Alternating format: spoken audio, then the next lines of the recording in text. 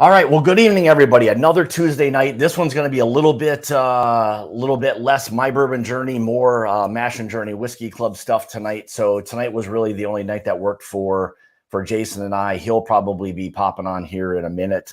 Generally speaking, he's late doing everything. So we've got all the guys right now in the green room enjoying some M&Ms and sushi and all that other good stuff. Hopefully, it all got to them. I don't know if it did or not, but. We'll have them on. So we've got David Souza and Sean Riley, both with Corbin Cash. So what we'll do is we'll have them here shortly come on, talk a little bit about Corbin Cash, their involvement, really anything having to do with the distillery itself. But tonight will be fun. This was something that Darren, who's also going to be tasting along with us tonight, kind of got us in the works, and we kind of just took the ball from there. Reached out, kind of got all the samples and all of that. So we're where we are tonight. We're fortunate to be doing another pick. It's been a busy couple of weeks with the Mash and Journey Whiskey Club with everything that's going on. So yeah, we're really excited to be doing this. We've heard a lot of really great things about Corbin Cash, so this makes it even more special for us to be able to do this and all of that. So again, we're really excited. But before we bring them on, let me just go back and say hi to a few guys. Wes was in here first. Big Vic, how's it going, buddy? Adam Henson, Bubble Bath Bourbon. What else we got here? Dano, how's it going? Ham Turkey, Kelsey, good to see you, bud. Roy R. Chris is in here. Blind Squirrel's in here. Johnny T, JG, Dougie, how's it going, buddy? Shauna, good to see you, Shauna. Johnny 5, Mr. Sawyer, good to see you. Just saw you not long ago, obviously. Justin Kim, good to see you. What else we got? Aaron G, good to see you, Aaron. Adam Shelton's in here. Will Hall, good to see you, buddy. 21090, how's it going? Hopefully Andy's doing a little bit better. Tyler Smith, good to see you. Big Wen, Paul P, Matt's in here. Good to see you again, Matt. Dougie, William again. Let's see what else we got. Hey, John, how's it going? Northwest Bourbon. So I think I'm all caught up there. Will Hall, good to see you guys. So we're excited. So we'll wait for, well, who knows when Jason will pop on here. But what we'll do is he'll be on here in a second. We're going to bring everybody on. We'll let David and Sean kind of explain a little bit about what it is that they do. Then we'll kind of start diving into the picks here shortly, kind of get everything going and really dive into this. I'm excited. If you guys could see these colors, well, you probably can right now, but absolutely fantastic. So, all right, let me bring on the gentleman of the evening, and we'll get this party started. Let me bring on first Mr. Souza. Thank you so much for joining us tonight. Greatly appreciate it. Yeah, thanks, Scott. Excited to be here. Mr. Riley, how are you, sir? Hello, I'm wonderful. How's it going? Not bad. Thank you for joining. And last but definitely not least, Darren, how are you, sir? I'm great. Good. Great So, to be part of it. yes, absolutely. Well, thank you again for getting all of this stuff going. Greatly appreciate all of that. Like I said before, we're excited to be doing all of this and just kind of dive into it a little bit more. It's for us at the Mash and Journey Whiskey Club, the best part, I think, of what we do that's slightly different than some of the other groups is we try to seek out as many things, however that works out, the ability to get different whiskeys that not a lot of other people have the ability to get, and then deliver them around the country. So, for us, we were fortunate. We heard from a few other people about how great a whiskey you have. We're, again, looking forward to that tonight. But again, that's the exciting thing for what it is that we're able to do is to get this and then get it to everybody else. I don't know what the distribution is. I'm assuming it's mostly California for the most part. But yeah, if either Sean or David, if you guys want to kind of take over and talk a little bit about your role, with the company and yeah, whatever it is you want to share, open book, whatever you guys have, we're open to that. Cool. Take us away, David. Yeah. So I'm the founder, master distiller for Corbin Cash. Started this about 2007 in my garage. Basically, wanted to take our crops that we weren't marketable and do something special with them. And starting with our sweet potato vodka, was, our first project, but it all evolved, was always wanted to be a whiskey brand. So we started, we've been farming this Merced Rye for the last 106 years. And up into that point, before starting the distillery, it was just a cover crop. My great grandfather planted that for basically dust control and weed control. And over the years, we noticed that the land would do much better where the rye grew. Not really understanding until the early, like mid 80s to early 90s, we started to starting to drill more wells out in the area, and noticed that the rye roots go down 13 and a half feet and mine all the nutrients. Wow. Yeah. So we have a real sandy soil base here. It's almost like beach sand that we farm in. And so a lot of the nutrients would be leached down whenever we flood irrigated. So this is pre-heavily drip irrigation. So a lot of those nutrients would be leached down past the sweet potato roots. So we would, the Merced Rye actually going down 12 to 13 feet, bring those nutrients back up, and we would dish that in for green fertilizer. So that was kind of a sustainable process we've been doing for many years before we knew sustainability was really a big thing. Well, what made you I guess decide to like distill that rye? Was there something, just a kind of a shot in the dark, or? Yeah, pretty much. I mean, for me, it was like we wanted to be, different. We wanted to be a true farm to bottle distillery. For me, it was kind of like, I didn't have a lot of knowledge in the business, but I knew as I did more research, I knew a lot of people were kind of doing the same thing, buying whiskey here, buying vodka there. And for me, it was more of a business decision of like, well, I've got this rye that I basically farm it, harvest it, and all I do with it is plant it. There's no sales for it. So I had no sales for the seed other than to sell it for seed. It's a lower starch content than a standard like Midwestern rye. So where those will land 65% starch, ours on a good rain year will get maybe 57%. But on average, when we only get 8 to 9 inches of rain out here, 10 inches of rain, we might only have like a 48% starch. So it's a real low producer. Wouldn't be feasible for somebody else to do whiskey from it. But for us, we have it and it makes total sense. What I didn't know is if it would make a good tasting whiskey. So obviously that's the trial and error.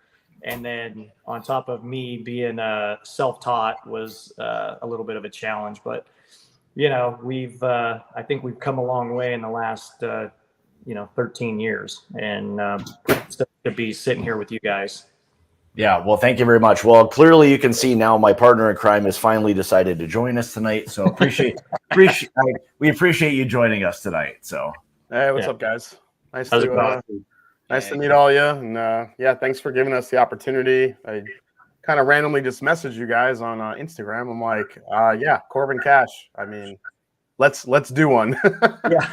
So, it was one of those things where I had heard about the brand. I'm very familiar with Lost Lantern. I knew Lost Lantern had done a single cask with you guys, and I really like what they, they're pretty particular about what they select. And we had a couple of other patrons and members of our group that was like, "You guys got to try this Corbin Cash stuff. It's unbelievable." So I can't wait. I have no idea what to expect, and I was listening to David kind of go through what a Merced Rye is. I wasn't even sure how to pronounce it, so thank you for that. Yeah, it's a specific varietal. You probably only find it here in the Central Valley. Grow a little bit up maybe in Northern California, but it's really just kind of a cover crop. It's not, like I said, the starch content's low. It's not really going to be good for like making bread or anything else. But we're excited that it's making a pretty good whiskey. And then it's a difficult rye to work with then. Yeah, especially at 100%. So it's I've stuck a few tanks before turning into peanut butter. I can imagine. And what's funny is it never happened to me in the 5-gallon batches. It had to happen to me in the 500-gallon batches. Like, it was like, oh man, like I always heard about sticky rye and the rye monster foaming, especially with 100%. Mhm. I never had that happen until we hit the 500-gallon batches and the 2,000-gallon batches, and then I'm like, okay, this is what everybody's been talking about. So sorry if I missed this point. My freaking computer was restarting up. Yeah. Merced Rye. Why go with that type of rye? Is it just because of where you are in California?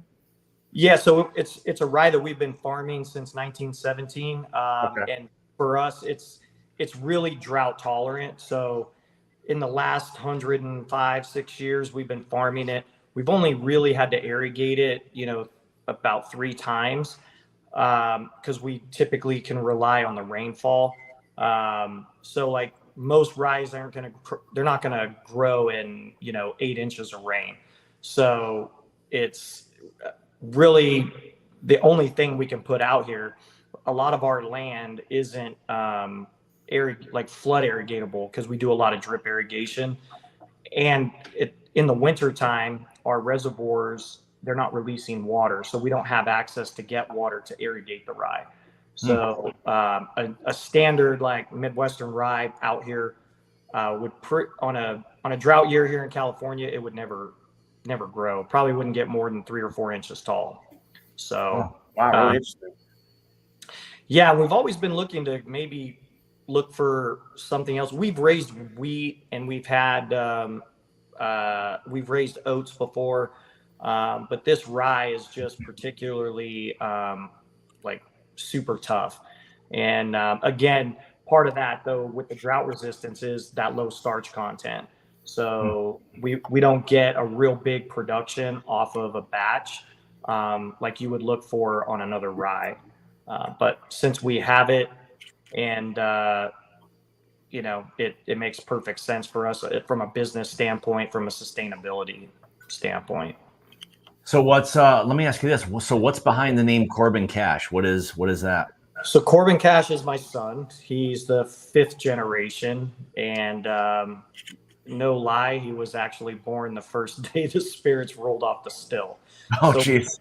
We finished building the distillery. We cooked and fermented the grain, and then and sweet potatoes. And when we were running our first batch, his mom's water broke, and I was like, "Oh crap!" Like nobody else knows how to run this thing. So I'm calling my office manager, and I'm like, "Can you get over here and just watch this thing? When it's done, turn it off. I got to go to the hospital." But yeah, the whole idea was to, our last name being Souza, obviously very similar to Souza tequila. We couldn't use our name. So I wanted to come up with something cool and name it after my kid. That is cool. Well, David, you have an agricultural background, I assume. How do you have a distilling background or? No, I'm just a kid who bought a book off the internet and made a still. There's hope for all of us then. There's hope for all of us. No, seriously, when I first dove into this, I'm not a big school guy. I didn't go to I dropped out of college, but this was just kind of one of my ideas, and I didn't really tell anybody I was doing it, obviously, because when you start out, it's illegal. So I was just trying to test it, built the still in my garage, and then once I was like, okay, I got a flavor profile that we can work with. And then and the sweet potatoes were actually harder to work with than the rye at first because of the enzymatic process of breaking them down. And the rye I could follow similar to beer recipes to get kind of a jolt, but that whole 100% rye was a lot more challenging as we got further into it and learned about some stickiness and foaming of rye whiskey. But it's definitely been a labor of love.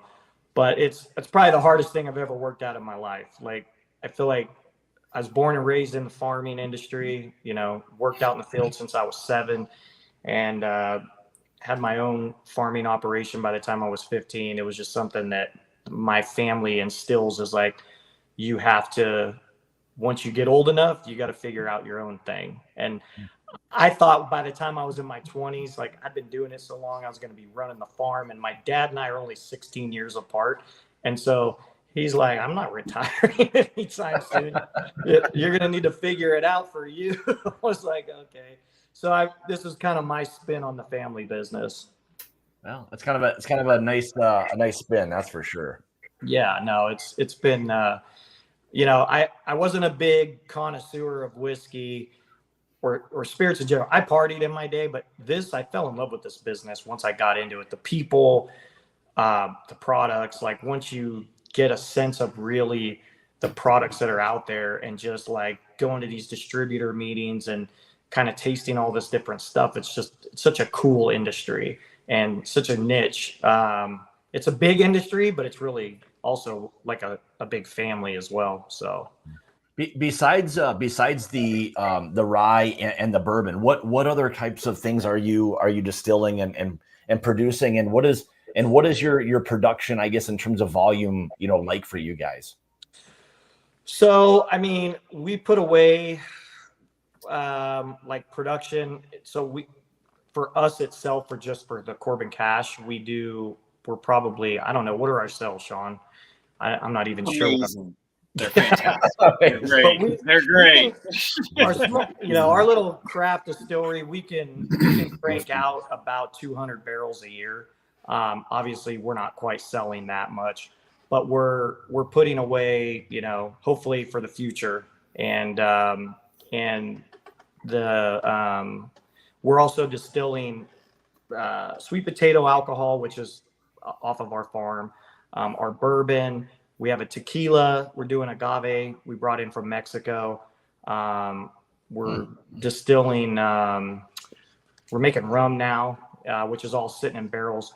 My tequila is ready. We're just waiting on glass. So this has been one of my favorite projects because I'm a big tequila mezcal fan. So I'm excited to get this out there whenever we get some glass. The glass shortage has been kind of a pain for us this year. Yeah, and then that follows up with one of your delicious ryes, finishing a tequila barrel, and then so on and so forth. And then you're officially in the you're in the pantheon of whiskey makers. Yeah.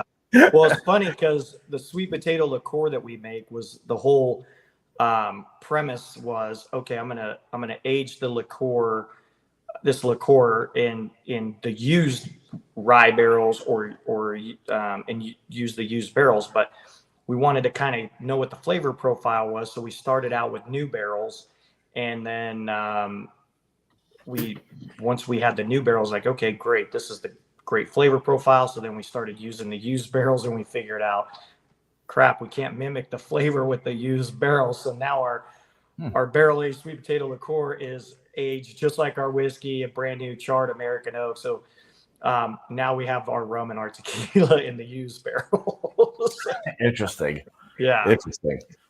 Well, real quick, before we dive into here, just one last thing before we dive into the single barrels, David. Like, I mean, you're doing 200 barrels a year. I mean, for a craft distillery, that's pretty damn good. Still not like a huge production. What was it about the program? And obviously, Sean said the sales have been fantastic. Spoken like a true salesman. What made you want to give up 12 single barrels to kind of the masses? I think it's because, to me, the guys like you that are buying single barrels are like the true heart behind this. Like, it's, you guys are looking for things that are special. And I think the people that we're releasing them to are only the people that not everybody has the option to get one. Sean's been very particular about who we offer them to. People that, we feel will do good by us and who do good by the industry and have really good palates. So, and that we can respect that'll, kind of give us an honest opinion. I understand it may not be for everybody, but I feel like I can respect that from people who love what they do and they're out searching for this stuff for a reason. So, I think it's, like you said, with the Lost Lantern, I mean, it's been a great partnership. We just won a double gold medal with their first pick, and now we're up now we're up for best rye whiskey in the world. So I'm pretty stoked about that. Yeah. And for a little guy, It's a good place. Yeah. it's a good place to be. Yeah. Well, that's the important thing. Like I was saying before, for us to be able to, do these kinds of things and find these, slightly different and unique things, maybe before they get, big and everyone's got them. It's fun for us to be able to get these and share them with, our members. So, we're really excited. Like I said, before we move on, I guess, Sean, do you want to just talk a little bit about your role with Corbin Cash? Yeah. Why I'm here. So I am the market manager for Corbin Cash Distillery. So it'll be coming up on 2 years in September. But really, I really just wanted to go on with them, and I really just care about it so much. My background is I've been bars forever, but I worked for a very large distributor for a very long time, pushing the things they push, flavored whiskeys and blueberry flavored vodkas and all of these things. And in our portfolio, we had the big guys. It's great to have your Jim Beams and Wild Turkeys and stuff. That's great. But as far as like the craft that we were supposed to be pushing, it was all like non-producing just labels. It was just blending and sourcing and this is our sales pitch that goes along with the whiskey, or this is the history lesson that we're going to give you about the guy's face that's on the bottle. I'm like, cool, but like, what's in the bottle? Well, we can't tell you anything about that. Cool. So it's one of those things where, and even, in all honesty, like Corbin was in the book for so long, and like, it wasn't until we had a meeting with David, and then it was like, whoa, hold on. Like, you got a farm. Wait, you're growing everything. Wait, you're distilling it in full-size barrels. Oh, in full-size barrels. Wait, well, how old is it? Oh, it's at least 5 years old. Like, everything was the correct answer. Yeah. Everything in this ocean of whiskey that is there trying to swindle you. It's really, really cool to have something that just no smoke and mirrors. Yeah. This is what it is. And really, that's kind of the reason that I kind of push towards getting the single barrels out there, is just because I think that what we're doing is so just pure and honest that it's great to go out and have a pure and honest representation of that end product. Yeah, and fair enough. I would say, like, in a nutshell, you can't ask for anything more than that. And that's exactly what we'll do tonight. We'll give you our opinion, and I'm pretty confident we're going to come away with something that we really enjoy, knowing from other people that we appreciate their palates and all of that, and how they've kind of echoed all of the great things. So we're, again, like I said, we're excited for doing tonight's pick and being able to get these things to literally everybody around the country. So yeah, when I told some of the folks in the group that we got the pick, I'm like, you guys ever heard of this Corbin Cash? Like, they were like, we're going to get a Corbin Cash barrel? What? Like, I was like, tell you how, wait, what is this stuff? Why is everyone so excited about it? So, and that is so cool, because in all honesty, over a year and a half plus ago, when I would walk into places, nobody had heard of us, nothing. So like, when I'm able to walk into a store or go on here or see like an Instagram post where people are like, oh man, dude, I can't wait to get Corbin Cash. I'm like, oh yeah. All right. Yeah. Well, yeah. We will definitely, if we think this, if Scott and I think, and if this ends up being as good as the Scott and I think it's going to be, we will definitely put a big spotlight on the distillery. So, David, you might need to start making more whiskey. So, yeah. Well, and again, I gotta say thanks to Darren. He kind of put a little bug in my ear with all of that, and just I know Jason was working on it too, and I think the combo of everything all at the same time worked pretty well. Let me ask Darren. So I know you are kind of a big fan of it. What is it about it that made you a big fan of the whiskey? Well, it doesn't hurt that it tastes really good. Yeah. But it's also, we're a real small town, man, and to see somebody doing really good things in our small town. David gives you a background of like the distillery and the farming and all of that is amazing. But from a community member perspective, it's nice to have a local community member that's thriving and their business is thriving, and then to see that with like community activities and a liveliness around town.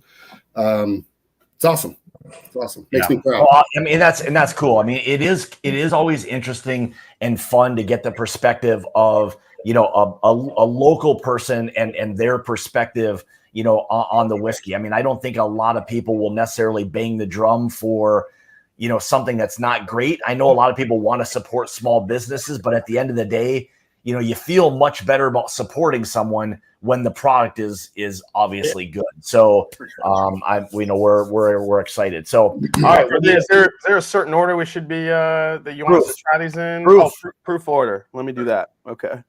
If you wouldn't have been 5 minutes late, you would have heard what we were doing. But. Well, my computer wouldn't have restarted. I wouldn't have been late. Jay, it's 102, 104, 80, 87. Correct. All right. Correct. All right. All right. Should we dive in? You ready to do this? You ready to do this, Scotty? I'm excited, man. I am too. It's always funny. Now it's cool that David's going to be along with us, and then of course the person who sent out all the whiskey, Sean, somehow has missed a couple of his things. He's like, I got half of them. Yeah, got half of them. Got half of them. So all right, let's dive into this thing, and we've got. Right. So just to let everybody know at home, we're tasting a Merced Rye Whiskey, 128.7, and it was the barrel date is September 20th, 2015. So boy, nice age on that guy. Good age for a rye whiskey, I'll tell you that much. All right. Oh boy, that's sweet. Man, it's like this is the first time like nosing this. So it's interesting. It's not what I was necessarily expecting. I was expecting it to be more like grainy, and it's not that at all. Yeah, I think that's part of the Merced Rye. Like it gets a little bit drier and a little bit sweeter. I think part of that drought Sean and I have been discussing that we're seeing with some of the different vintages now where we get more rain. The years we get more rain, the whiskey tastes a little bit different than the drier years. So it's pretty interesting when you talk about, you know, they talk about terroir in wine, and it's funny, I'm starting to see that in whiskey as well. So gosh, this smells like mint chocolate chip ice cream. Dude, you literally beat me to the punch. You beat me to the punch. Oh my God, this is mint chocolate chip ice cream in a glass. That's crazy. It is very much that, and there's just this little like hint of like the baking spices, but I'm also getting like this, like just a little hint of like a chili pepper. There's some that's got a little bit of like a chili pepper on that. Oh man, it's really, really pretty darn good. I can see the chili. I can see the chili pepper, Scotty, for sure. But there's a there's. I mean, I don't know if it's just the spice. So real quick, David, while we're nosing through this, you already mentioned that the Merced Rye has very little starch. Does that make it more of a sweeter rye profile for the grain, or is the starch replaced with something else? So I think with what we see is, I guess, comparing it from year to year, I'm seeing like when it's a little sweeter on a wet year versus when like I know when Breaking Bourbon reviewed our 1917, they said it was a little dry, and that's when we looked at the years that those drier years, the whiskey is drier. So we kind of see that combination. 2015 this year was a drier year. 2016, we see a lot more less dry and a little more like softer notes and a little bit more of that grain flavor that you would normally anticipate to taste. I'm picking up a barrel char. Are these heavily charred barrels? Heavily charred barrels, yeah. We're at a 4+, right? 4, yeah. Most of the barrels are over 4. It's very, very rich. Like it just got this. Like, I mean, if something could smell creamy, this smells like it would be like very, very thick and creamy. So, all right, what do you say we give this a try? Cheers, guys. Thank you so much. Cheers.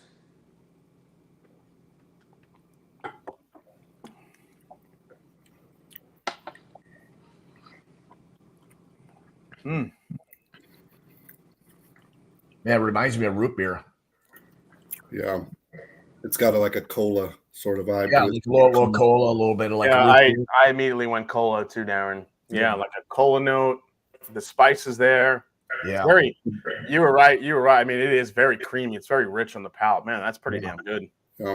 I think that little bit of that kind of mint chocolate chip does show up. It's more like, I'll say, like as the finish begins to develop, because you're kind of going through that that spice and a little bit of that maybe root beer or like anise, something along those lines.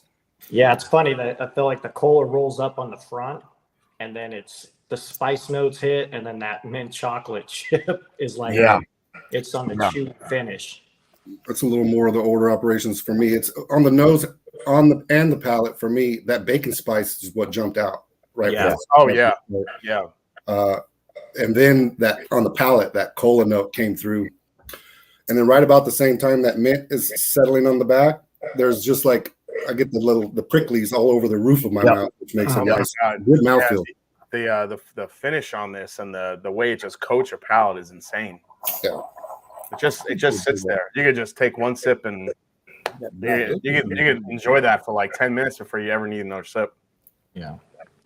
I think the cool thing about the proof on this one is you don't feel that until you really start to like swallow. And then that baking spice, then the proof kind of comes along with it a little bit. So it's a little sneaky on that, but it's nice. It's a very like well developed, whiskey.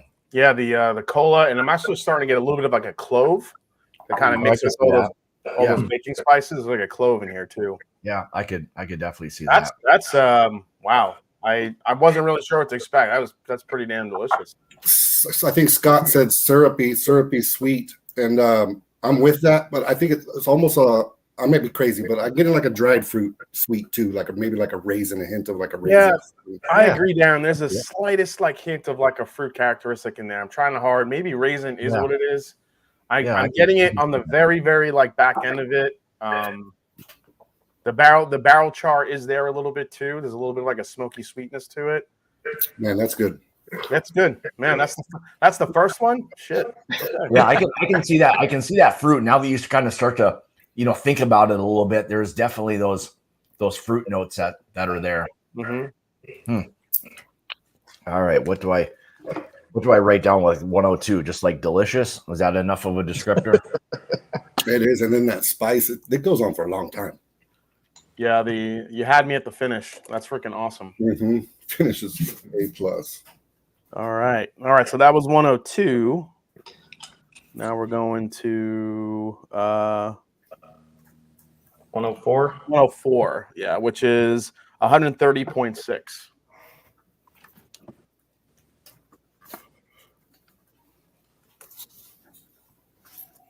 Ooh, a little sweeter here. Yeah. Definitely a little sweeter here. All right, slow down. You're way ahead of me. Sorry.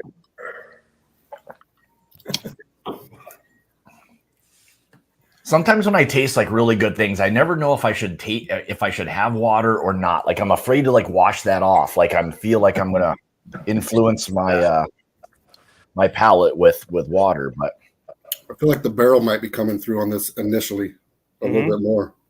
Yeah, I get a little bit more, of the barrel char, but I get also some of the sweet oak notes in this one. This one's coming off. Let me. Yeah, this one's more. Oh yeah, my initial thought when I first nose it is this maple syrup note. There's something that's very like mapley about it. Oh yeah, that's definitely sweeter. Yeah. Definitely, I would say so far of 1 and 2, you definitely are getting a little bit of that mint chocolate chip, kind of some slight like kind of maple notes. Seems to be the theme so far. It's like a little mint chocolate chip, but some of the mint is a little bit sweeter than the other one. Yeah. Just right now. Man, what is that? There is something that it's reminding me of. David, what's the oldest age that you're blending into your 1917 these days? Well, we just released an 8-year single barrel, and we're going to be releasing a 12-year double barrel this coming year. So, oh boy, wow! Yeah. But so you still blend. The 1917 is blended, right? batch? So the 1917, we've been trying to stick with like that 5 1/4 years, 5.5 to 6, because we try to leave it at that 120 proof. That's kind of the sweet spot where it's still super approachable for the average, well, maybe not the average consumer, but for like just you want to, it's still like nice and sippable, no cube needed, but if you want to make an old fashioned with it. So we've been trying to toy and stay under the 6-year mark with the 1917, and keep the price point, you know, a little bit lower for the consumer. But we've talked about doing some older stuff because it's like all of a sudden everybody wants older, higher proof. So it's Sure, that's a real shocker. yeah, Right, 140 or bust. Right. yeah. Yeah. Which we just pulled a 140 the other day. Oh my We're, god, we're almost at it with sample number 4, but man, those really nice like burnt brown sugars are really starting to come out a little bit more in this one now. Mm-hmm. This this one is more smells more like a bourbon. yeah, That's a good. Yeah, it's kind of a more good of a- call. It's kind of a good call. more of like instead of like the dry like baking cinnamon, this is more of a sweet cinnamon, like that vanilla cinnamon combination, like vanilla sugar and cinnamon. Now that you're on that, you can maybe even start to pull out like even a little bit more of those kind of like pastry notes. There's a little bit of a decadence on that. Yeah, it's definitely sweeter than the first one. The finish isn't as long, and I think the finish is actually a little bit. It's slightly on the bitter aspect with the with I think the barrel char coming through on very little drier too. very back end of it. Oh, it's interesting. But it's a nice contrast from 102, which was more spice driven, mint chocolate chip, long lingering finish. This one's a little bit sweeter. Finish doesn't last as longer, but it's a higher proof, which is kind of interesting.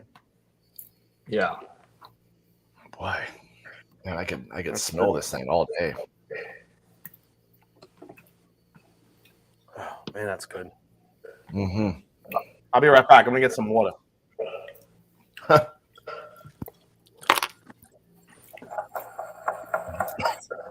Man, I'm torn. I'm kind of torn on the two right now a little bit. I almost like that slate like dryness. There's a little bit of like a pecan kind of something or other to that. And for me, I know Jason wasn't thinking there was as much of a finish there, but man, I'm getting a pretty long finish actually on this thing for the most part. I get a little more nutty note in this one, like that, like you're saying, like pecan, and then Yeah. it's a little softer and not quite as much spice. Yeah. So I think that's where like the finish doesn't seem as long, but it's a little bit lighter, but it's just a little bit different note. Mm-hmm. But, you know what I would say to the group, because at times, you know, we've kind of noticed just through, you know, sales and all of that our group is always a little leery on ryes. But boy, I'll tell you what, I mean, drinking these just on their own, you might really be tricked into thinking that this was bourbon. Yeah. This one I could be tricked easily. I mean, it almost like I think that Jason did a great job of differentiating the two, and the cinnamon is the big differentiator. In this one, with it being that sort of red hot vanilla laced, and then you guys are talking about a nuttiness. I could be tricked into thinking I'm drinking a wild turkey bourbon of some kind right here. I think this cask, the difference between, I mean, the first one that we drank, cask 102. That came off like a rye to me. This one, I can see you thinking it's a bourbon a little bit. It has more of a sweeter profile. That thing, when you go back and forth, I'll tell you, this second one, it's got some real like nice depth to it. Like it's got a lot more going on than like maybe we want to give it credit for. The nose, creamy. the nose is getting better and better on it too. Some of that nuttiness we attribute over the years, like kind of testing and kind of paying attention and keeping my notes on the ground. We know we were talking about terroir earlier, and it's it's funny because you got to think about all this rye. It's not just farmed rye every year. Like over the years, it's definitely farmed more sweet potatoes on that ground than rye. The rye has just been that cover crop that goes on each year. But there's thousands and thousands of pounds of sweet potatoes that are just dissed in that were unmarketable. And so all of that kind of adds to those and when you taste the sweet potato alcohol, you'll get those nutty notes. And I think that kind of falls back into the bourbon when you start, the rye, when you start tasting that little bit of nuttiness or that raisin flavor that you were talking about. Yeah. Some of that comes from that sweet potato that's in the ground, and it's picking up putting it back into the rye. Yeah, I'm really starting to like as it sits a little bit and it kind of sits on the palate. And there's something about too that is just really like resonating. It just feels like a very rich like whiskey. There's something that's got a lot of like, overall depth to it. One to me was like very, very good.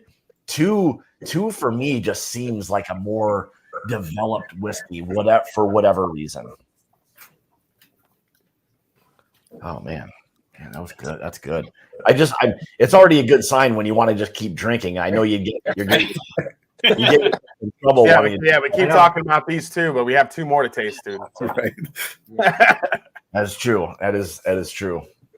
All right. Let's see. Should we go on to number 3 here? Are you on these last two friggin' look dark. Oh my gosh. All right. So just to give everybody at home, so this was barrel date 12/2/15 and comes in at 132.7. Yep. And this is barrel 80. Correct. Okay. Yeah, look how dark that is, guys. Yeah, they are beautiful colors. We're lucky enough in the Central Valley heat, we get that dark color relatively early on in the process because of the heat that we have here. But we have to be careful at that 6-year mark that we don't over oak them. We start to, you got to be real careful and not to get that whiskey too hot and go back. We start surpassing the char and start bringing some of that raw tannin bitterness back into the whiskey. That was something I'd be really careful with. You guys don't need an Elijah Craig barrel proof batch B523 on your hands. That's for sure. Yeah. Shots fired. That thing is a tannic mess. Boy. I was going to ask you about how you guys kind of control the heat. I know, like, with Texas and all that, but how you kind of control that. It's already a nice age. So I don't do anything for the first 5 years, and then our older barrels, I put them in more of an insulated rick house, and then if it starts to get too ridiculously hot, we'll add. We use water coolers and add a little humidity, so we don't get too much extraction. Because that's the thing here is it never gets that cold, so we can get extraction year round, which is something we have to be really careful about. Because, in Canada, you get snow 6 months out of the year, or, the Midwest, it's cooler. You got these cooler climates where the whiskey just sits there and mellow ages, which is great. We don't get that advantage out here per se. The good advantage we have going for us is typically we evaporate water before alcohol. So that's always a good. That's nice. Keeps that proof up. Boy, I don't know about you guys, but my first thought on 3 is this like really nice, like cherry chocolate, maybe even some like cherry pipe tobacco. Mm-hmm. Yeah, this has a very sweet cigar-esque type thing to it. This might even have a little bit of that chili pepper on it too. One thing this actually has a little bit more of too than the other two is a really nice like flamed orange peel. There's like a nice citrus oil to it. Sure, I can see that. Yeah, probably a really good call.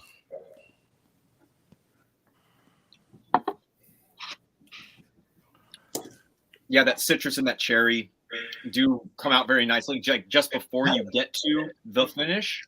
Mm-hmm. It's on the back of the tongue. It's like a nice little little blend of like that orange, like that orange citrus oil and like dark cherry. And that's interesting because I wouldn't say those are oftentimes two things you get together. You know, you don't get a lot of either bourbon or rye, maybe really especially rye, that kind of heavy, like kind of dark fruit and like an orange or orange peel. That's not something you get very often together. Yeah, the cherry citrus combo is definitely unique, but yeah. I am noticing a pattern here though with these where there's still like that little mint chocolate chip, what kind of hiding in the background somewhere. You know what I mean? I would agree. Yeah, it's interesting when I do like large consumer trade shows, whiskey events, things like that. I actually, when people walk up and I'll have our bourbon out along with our lineup of rye, and they're always just like, "Oh, I'll just have your bourbon. I don't like rye." I'm like, actually, like we can absolutely try the bourbon, but honestly, our rye might hit those bourbon notes that you're thinking, possibly more than our bourbon will. Our bourbon's great, but it is also very like it's very specific, just the way that it's using the sour mash and then just going in at like 110, and it isn't that like big bold Kentucky straight bourbon. It's just like a very delicate style of bourbon. You said entry proof was 110 for the bourbon, correct? For the bourbon, the entry proof on the rye are 120. 120, okay. 120, nice. Man, this is really nice. Man, they are rich and decadent, and man, they are bold. They are bold whiskeys, that's for sure. Yeah, these are big, bold, sweet, spicy, very, very balanced ryes. With this kind of age, and again with maybe little bit less loss, what kind of roughly are these barrels like yielding in terms of bottles on average? I'd say, what are they doing? Between 25 to 30 cases on average. Oh, yeah. The single barrel we just did with El Cerrito in Southern California, theirs was 30 cases, right? 30. Yeah, that's the high. So about 180 bottles. Yeah. So anywhere from 160 to 180 bottles. Nice. Yeah. Okay. And our losses typically are, it's like a couple of them have been light. Like we had one that was 19 gallons. I was just like, oh. We're usually very good at picking or finding those barrels. Like for whatever reason, like we always joke about it, but we're quickly becoming like the short barrel club. Like we pick a lot of them, and it just works out that way for whatever reason. But yeah, it's our average is like it's kind of been following suit. And I was telling Sean, it just seems like a lot more, but when you add it up, it's typically 10% within the first year, and then we're losing about 5 to 6% every year after that. So the older they get, you can lose 35-40% of the barrel, which is, kind of makes you cringe, but goddamn, it tastes good. Yeah. Well, I guess to that note, it just makes it, especially if you're losing, more water, now your whiskeys are just becoming more of that concentrate than anything. So yeah, man, I love barrel 80. What about where are you at, Darren? Hey, I just made sure I wrote some stuff down on that one because it really did stand out. The only thing I can add to what you guys have already said on that one is like going right to it initially, how it differentiated itself was it came off a little woody on the nose, almost like a mesquite wood. Mm-hmm. And then there was an effervescence that hit the mid palate that just carried through, and it led way to this long finish. Yeah, I would agree. It's spicy. My mouth just keeps producing like saliva. Just so good. Yeah. So it's got my mouth watering, like all that with that citrus cherry combo. Yeah. So good. Very, very, very interesting kind of profile on that. Still with that little subtle, maybe not as. I don't know if it's as much that's there. Number one was easier to pull out the kind of that mint chocolate because I think it was the first one we had, but I'm sure those are still underlying, there. But man, that's shit. It just keeps getting more difficult. I think I'm like locked into one, and then it just. Yeah, I thought it was locked into one too, and this just kind of changed the game on me a little bit. Yeah, 3 was a game changer. Mixed it up a little bit. Yeah, I wasn't tasting the cherry and the orange until I I emptied my first quarter ounce. I'm on my second, and now I'm tasting the orange and the cherry that you guys were tasting. Yeah. I couldn't taste it on the first sip. Maybe it was because of from the other whiskey, but now I'm totally. My mouth's opened up, and I'm like, I can totally see the orange and the cherry. That's what I'm noticing on all of these, and I feel like Scott, like I don't know about you, but like every time I take a sip, like of like one of them, I just keep finding more stuff. Yeah. Yeah, and I mean, my guess would be like, yeah, as these things sit and open up, like, you know, oftentimes, you know, doing reviews, and a lot of us, you know, always encourage people, especially with these higher proof whiskeys, just take your time with them, because the longer you can spend with it, if you're really into kind of exploring what that thing has to offer, you can really pull some really unique and fun things out of whiskeys if you just kind of take your time with it. So yeah. Well, I'm even getting like a little bit more of that, like on 3, a little bit of that kind of that like the little burnt part on like a creme brulee topping. Yeah, I said I thought it was like burnt maple or something. Yeah, I can definitely see that too. I can totally see that. There's a really nice maple orange combo too that I'm getting. That's just it's just so sweet, and I just want to keep going back to it. Man, that's good. I think it took I was gearing towards 1, and now I'm gearing towards 3. I know. Those two are going to have to duke it out a little bit.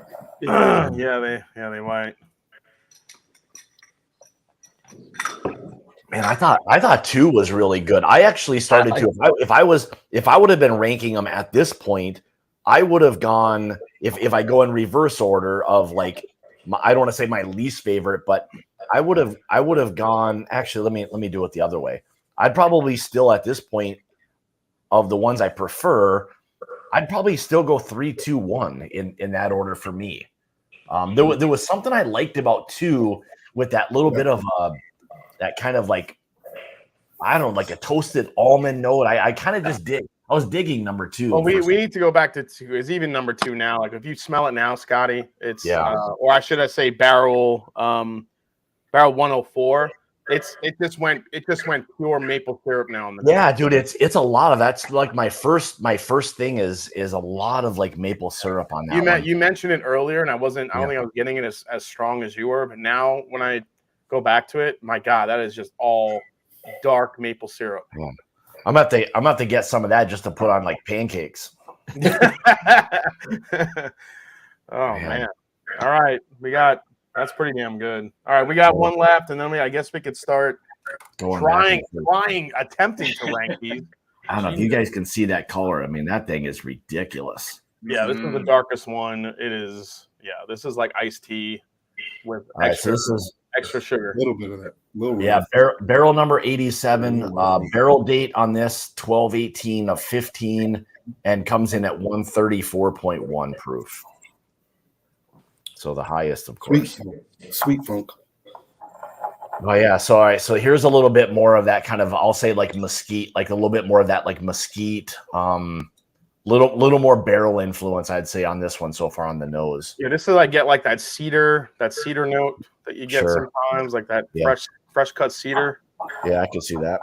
The sweet is there. It's not as prevalent.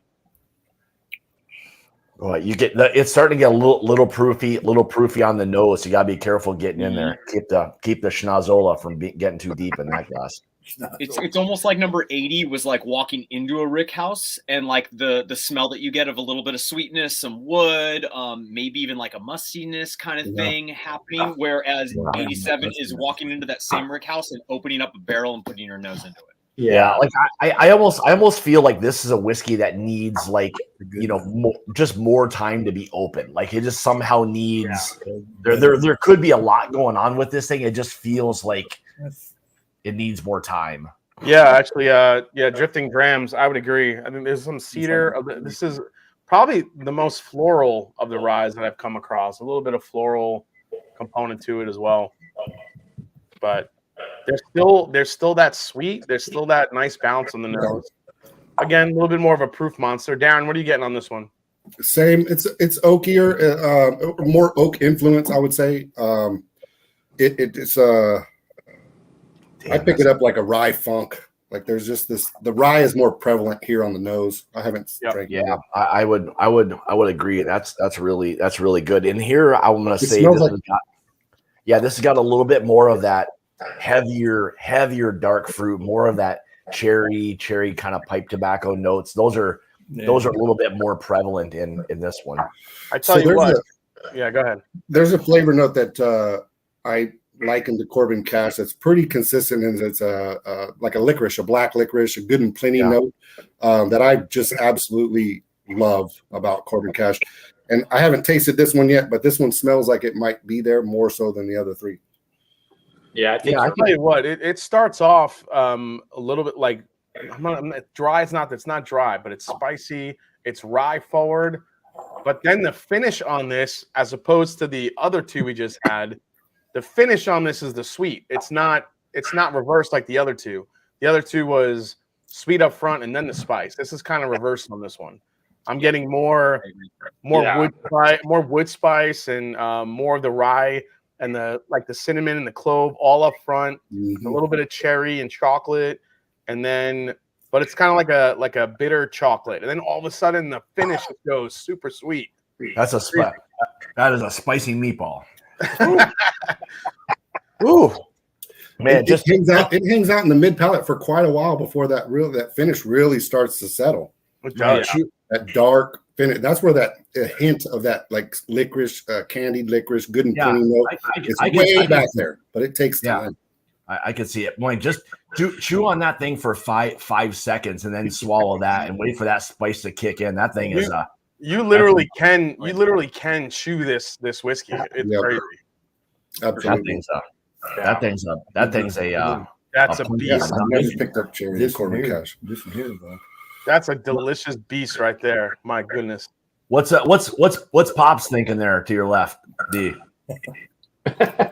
What'd you think of Pops? No, that's pretty good. Yeah. Yeah. That's I haven't picked out a cherry note, and yet that one does have it. Yeah. Okay. Cherry in Corbin Cash is new to me. Like you guys called the cherry orange note going on before, and I was like, wow, it did. It jumped out when power of suggestion is a real thing.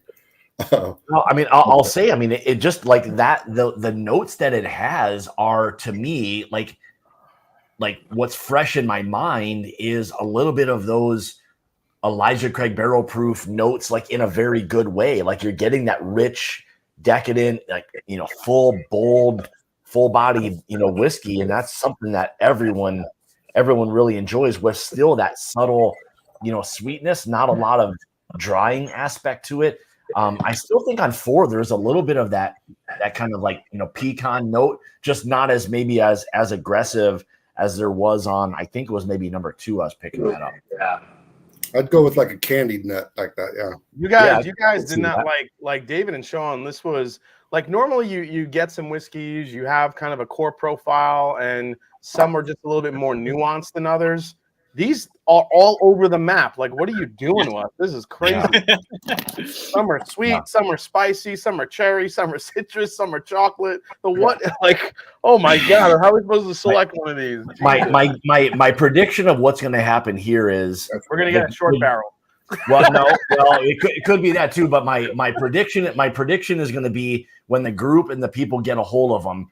For the people who miss out, who hear the other people echoing how good this is, there's going to be a mad rush to secure whatever bottles are remaining.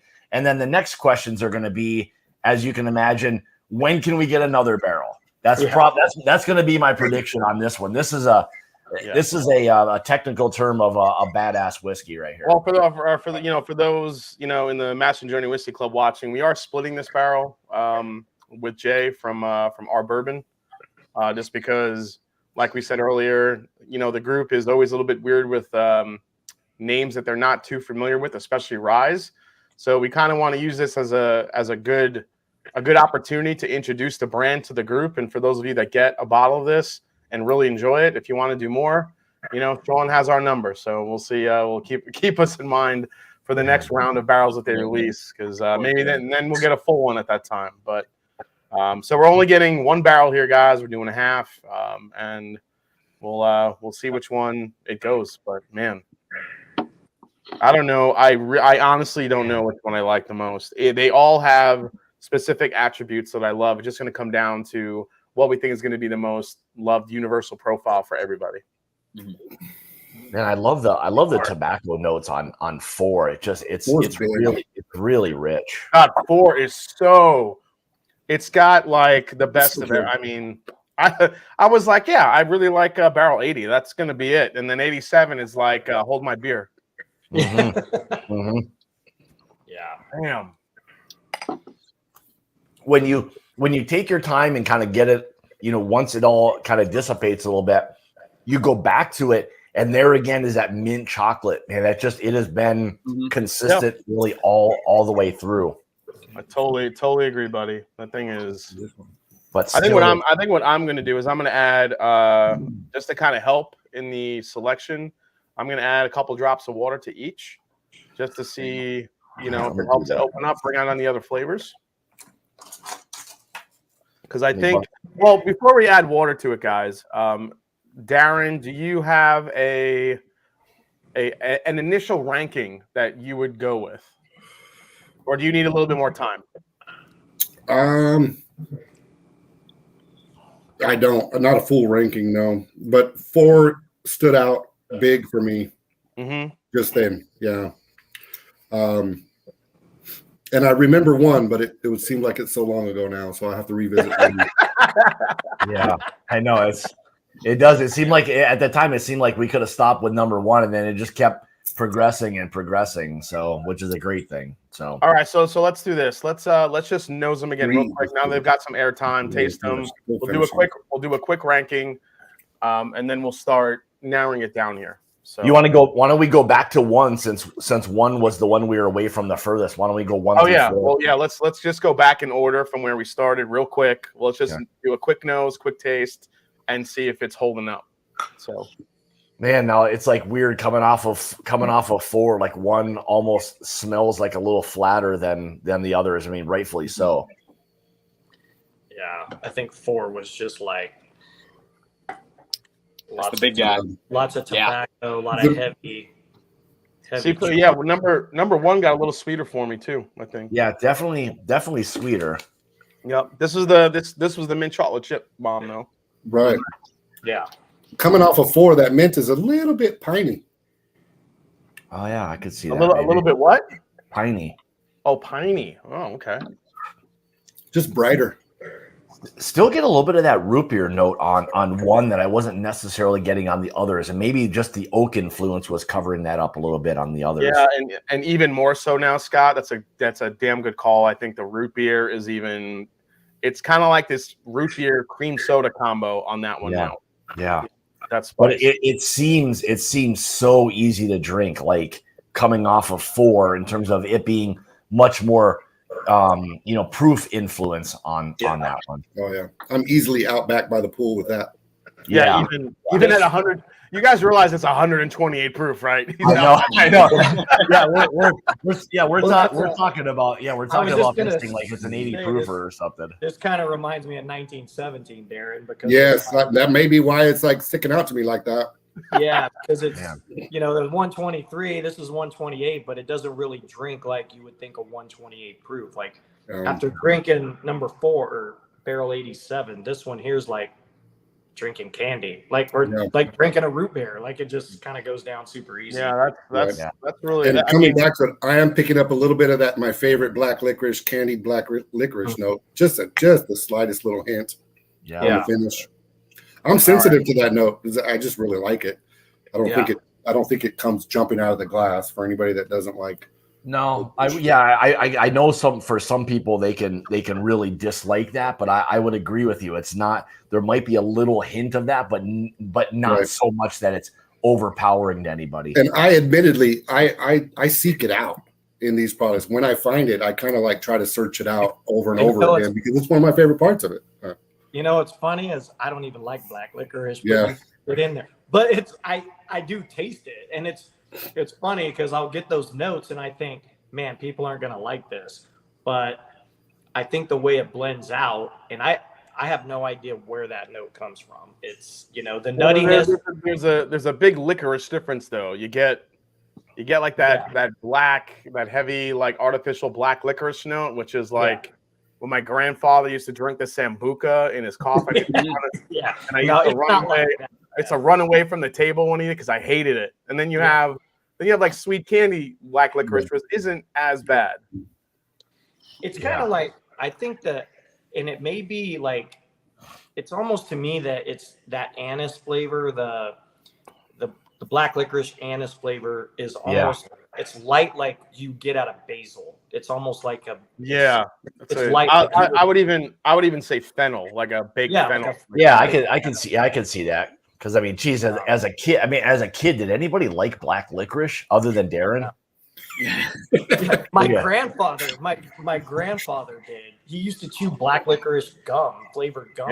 My grandfather drank Sambuca like water. It was ridiculous. I know my dad loved that stuff too. And I said to him, I'm like, geez, is this just something old people like? He's like, hey, how dare you insult cheeks? I know. Did you guys move on to 2? Or I'm on 2 right now. Yeah, like 2. Yeah, 2 for me actually just kind of like I still love the nose on it, but the palate went a little bit flat. Yeah. See, now for me, like you and I have for some reason are different on 1 and 2. Like I think there's more to 2 than there is 1 for me anyway. Yeah, no. For me, 2 is I think 2 has there's a little bit more complexity in it. And I think this is where like Scott, we have like the PSD syndrome where it kind of goes back to the Jack Daniels. Yeah. Where one had the complexity, whereas the other one had more of the flavor punch to it. And I think that's what 1 and 2 are doing here. I think you're right. I think this second one has a little bit more going on as far as layers of flavor. But I think one brings a lot more flavor to the party. Well, I don't like your party. I agree. Yeah, you ended up liking the 1 up over the other one, didn't you? Who asked you? Yeah. Who asked you? Nobody asked you. I also really enjoy 2's profile, but it is quite a bit different. And I think Jason makes a great point. There's more to tease out of 1. Yeah. There's just a little bit more to kind of work through and kind of play with in terms of flavors. Yeah. There's a kind of a red hot or a hot tamale cinnamon here compared to like the baking bread there.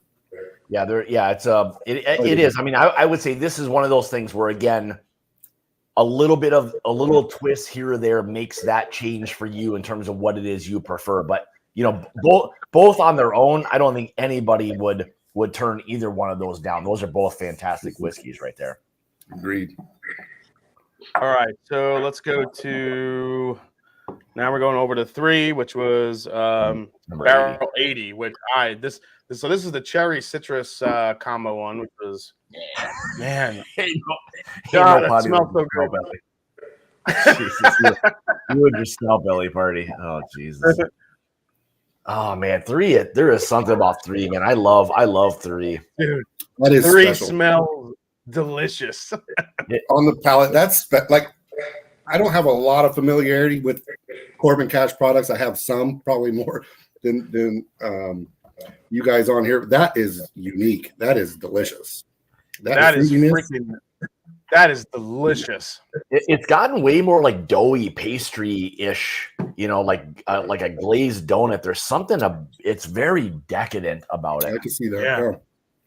You're right. You're right, Scott. It's almost that like creme brulee, the brown sugars in it coming out, the cherry citrus. This thing is this is a fat kid's whiskey right here. Yeah, and that's just how it keeps finishing. Yeah. Again, it is one of those things where you just you almost feel like you could nose it for days and days. Yeah. That sweet glazed flavor just stays on your palate. Yeah, forever. It does. I mean, it just keeps going. The finish it's like glazed pastry, like a glazed donut, like with some Bavarian cream and like fruit, like. And then it's just like man. These live streams when we're doing picks, generally speaking, they just make me hungry by the time we all get done with all these descriptors. I know. Just thinking. I just want to like. I'm ordering. I'm gonna see if DoorDash has any creme brulees when we're done. That's a standout. This will be mine. I mean, three is a really long finish. Yep, and it's got the sweet to bounce it out. Man, 3, but is it better than 4? Damn. Yeah, it's a really. I think they're just so different. Like They're very different. Four is the most different of all of them. Like 1, 2, and 3 have some similarities. Some similarities, and 4 is kind of another. I think 4 comes out with the more that tobacco, like smoke and char, and tastes like it's beefier, more like the 130 proof you would expect. Like you want a cigar with a whiskey like this. Like this is something that will hold up to anything, you know. Yeah, this whiskey's been in the gym for like 8 hours a day. Yeah, that's a beefy son of a gun. That's a beefy son bitch right here. It's just been.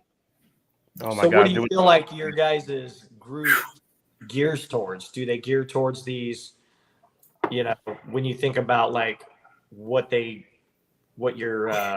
group gears towards? I don't know. Again, ryes are weird, but I think the sweeter ryes definitely do better than more of the herbal ryes. Yeah. And I think that's why. I mean, I think for me already, I'm leaning towards 3 or 4.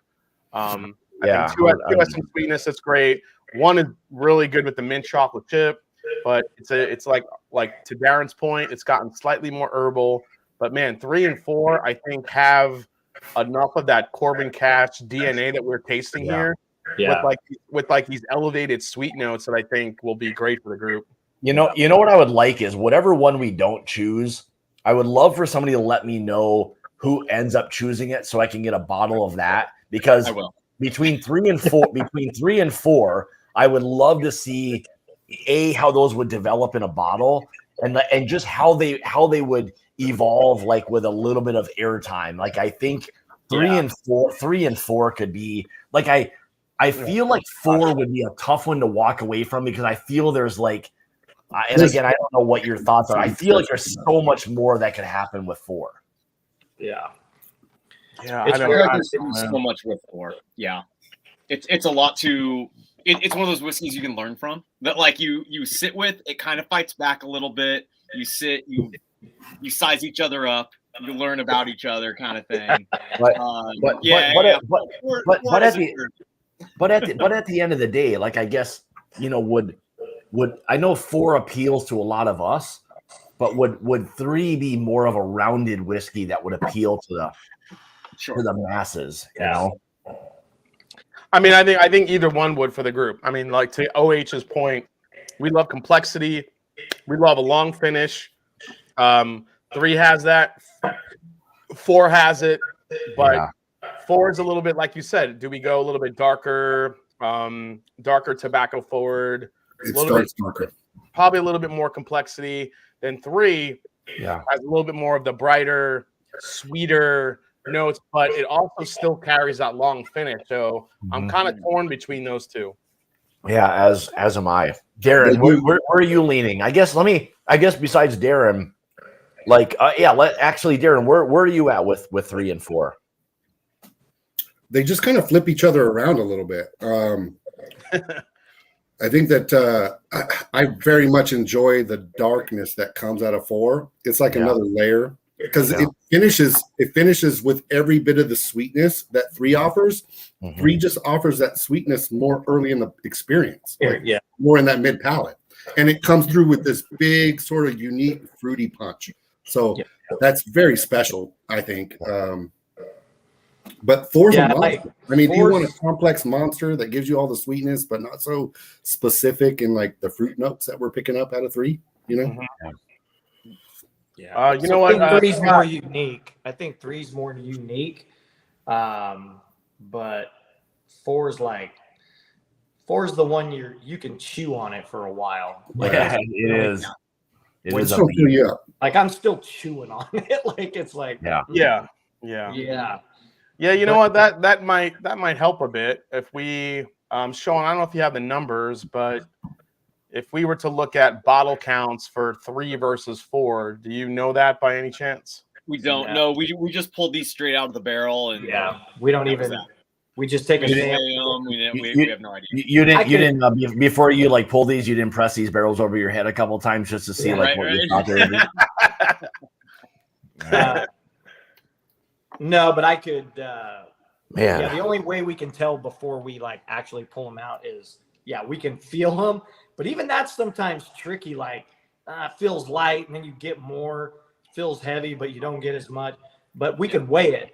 We can weigh it. But all right. Let me ask the two main guys. You know, like David and Sean. Like where are you guys at? You know, amongst all of them in terms of what it is you enjoy. You know, most of these and why? I guess just if this was your pick, where are you leaning? Yeah.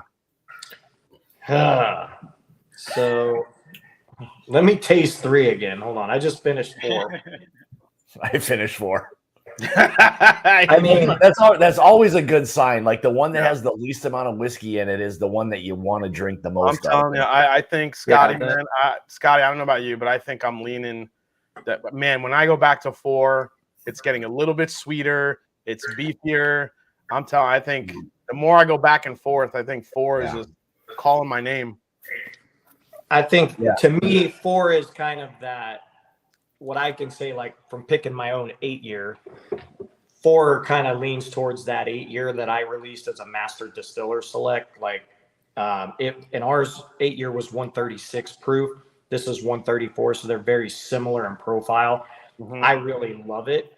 But like when I go back to the 3, it's just super, like, it's a little bit easier to drink. Yeah. Because it doesn't have that bold and chewiness to it. So it goes down like super smooth, but it's got those, I think it has all the same notes. They're not wrapped up in the smoke and tobacco flavor. So you get a little more of that fruitiness, which is also cool. You don't get a lot of that from other whiskeys. So I would be torn. Like, I don't know that I can make it. Thanks for making it more confusing for us, David. What is that statement? Thanks for nothing. That was a lot of thanks for nothing on that one. All right, Sean, since you actually had 3 and 4, where are you leaning? He's on 4. 4. Sean's like immediate. He's like, 4. That's it. Well, and I think, and it's funny is both of these are Sean's picks, right? Yeah, well, and so that's how we do like the selection for all these barrels. Myself, David, and our guy in Northern California just went there, just started grabbing barrels, tasting. We grabbed what we thought was good. Yeah. So Jason and Sean both picked their releases. You know what's funny? You know what's funny is both 3 and 4 were my personal picks. Oh, really? Right. Yeah. Those that's what I was saying. These are your personal picks. Gosh, man, that is 4. 4 is like this seems like this could be part of a sticker. Oh, show. Yeah. I mean, 4 it just has like so much more to sit with. Yeah. And like it's a conversation. So this is where I'm standing. 3, I think, has probably more of a universal flavor profile that people will like, but 4, you give that thing some time, you let it sit, and you could chew on that whiskey and just that thing. Who knows what that could open up to? That could open up some really bold flavor. Yeah, man, that thing has got a lot. It really does have an awful lot going on. I think true whiskey drinkers, 4 is going to be that what I would want to represent Corbin Cash, because it tastes a lot like my 8-year that I picked. So. Well, this isn't too far off. This thing's what about at this point 7.5? I don't know when you guys do bottling or whatever, but we're almost we're above, right at about 7.5 right now. Yeah, we won't bottle it till somebody picks it. So. All right, Darren, you're the tiebreaker. Where you going, man? 3 or 4? You know what? I really enjoy the uniqueness of 3, but just for the all-around experience and the total package, I got to go 4. Yeah.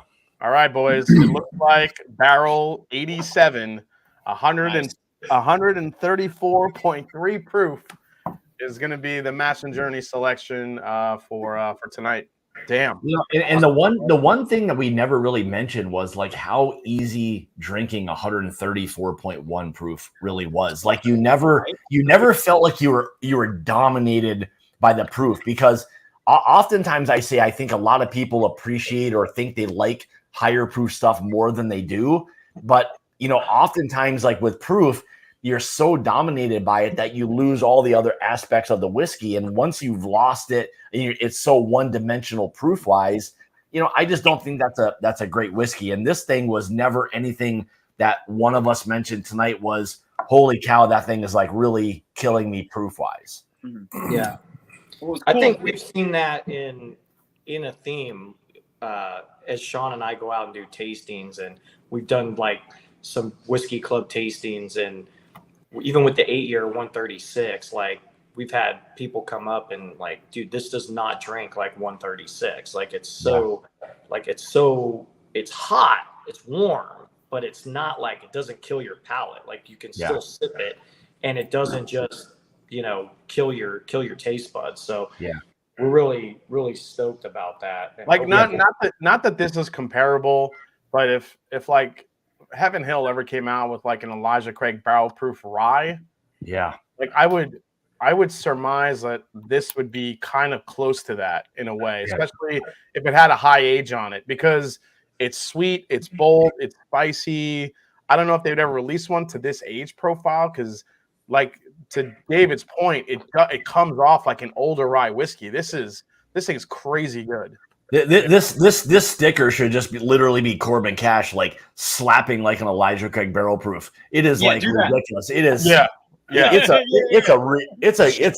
a really damn good whiskey, and 4 is one that I think you could spend an awful lot of time with and just get a lot out of that whiskey. Yeah. So man, that's good. Fantastic. Well, all right. I think 4 it is. Cool. Yeah, I'm just gonna mark this down real quick. Sean, you got it down, buddy? Yeah, I got it. Barrel 87, 134.1 proof. At least right now. Who knows if it? Yeah, if it could go. Yeah. It could be higher by the time we get there. It's you know, it's not miserably hot yet in Atwater, but it's about to come.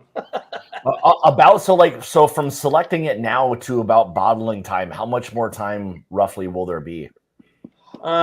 We can probably bottle it when I get back from my wedding. So I would say unacceptable. We're going to need that a little sooner than that. Yeah. We're going to need that bottled pre-honeymoon, sir. Yeah. We're going to need this pre-wedding. Yeah. Yeah. We can probably get it done, you know, sometime in July. Okay. Fair enough. That's awesome. And again, we'll be splitting this with Jay over at Shared Pour. Okay. We'll take half of it. We'll take the other half of our group, and hopefully, as you guys taste these in our group, and the ones that are going to pull the trigger on this to try this fantastic rye whiskey, I think you're going to be really pleased. And then if you really love it, you know, we'll maybe look at getting another one next year. You know, so definitely. But yeah, this is a great rye whiskey. And if any of you guys, so real quick, David, are you guys distributed anywhere outside of California quite yet, or no? Well, Sealbeck's not distribution in state, but we just have some retailers that can ship across. But yeah. Also, all right. So you guys are on Sealbox. Yeah. Okay. Well, so we've shipped a Sealbox, but it's still not on their store, and it's been kind of a while. And I'm like, Blake, what's up, dude? Well, I mean, listen, I love Blake, but yeah, that sounds like the experience. So yeah. So at I like what they do too. Point But at the end of the day, what we'll do now is like once I know Jay wasn't able to make it tonight, but we'll all connect. Jason and I will at least connect with Jay, kind of taste through some of them and just make sure that he's on board. But knowing his palate, I think he's probably gonna echo a lot of what it is that we've been kind of discussing tonight. So I think he'll be pretty happy with barrel number 87 as well. So. Yeah, and again, guys, these will be going through Shared Pour when we get to that point in time. And I think, man, Scott, we got this pick in the pocket, and now you know what coming up next. We have the We have the Foursquare pick coming. Yeah, we gotta get on. We gotta get on some rum stuff. Man, what else we got? We got our modern Dusty coming up. We got that one going. We got the Barrel King blend that was just created. That'll be unbelievable. So it's going to be a good rest of the year here for everyone part of the club, and I think Corbin Cash is a huge part of it. So we really want to thank Sean and David. And David, congratulations on just making a hell of a whiskey, grain to glass, no frills, no joke. You're telling us exactly what's in it. It's what the world needs now, buddy. Yeah, I'll tell you. I think you better get ready for some ramped up production, because I don't think it's going to be much longer before you're much of a secret. I think once people in the whiskey world get their lips on these bad boys, they're gonna want and need more of this. So congrats on that. Well, I appreciate it, guys. Like, you don't know how much it means. And obviously, Darren, thanks for like setting all this up, because it's been, it's definitely not an easy business, especially when you're competing with people that have been in the business for a long time, and we're just kind of like trying to figure it out as we go, which is par for the course of my life, like trying to figure everything out as we go. But it's it's definitely a challenge getting the name out there. But hey, David, I mean, you're doing a hell of a job. You're doing a hell of a job. We all thank the good Lord that you can read, because you figured it out. So yeah. Thank the Lord. Thank the Lord that David knows how to read, because we wouldn't have this rye whiskey here. Yeah. Well, great job. So, all right, guys. Well, thank you so much. Thanks, Sean, for putting it all together. Darren, thanks for the introduction to everything. David, thank you for being part of this and taking a little bit of time tonight and kind of sharing the Corbin Cash experience with everybody. We're excited to be able to get these bottles into everyone's hands. I think Jay's going to appreciate it too. Yep. So, anything else? Anybody else have any parting statements or anything along those lines? Just real quick, David and Sean, where can we find you guys on social media in case anyone has any questions for you? Yeah, it should be Corbin Cash Distillery at Facebook, Instagram. We don't really do Twitter. But, Facebook, Instagram, Corbin Cash Distillery. I'm the sales guy. If you need to get in touch with me directly, on Instagram is Run Far, Drink Well. Yeah, I run a lot, so run far, drink well. Yeah. So if you need anything on there, if you're in California, I can get to you immediately.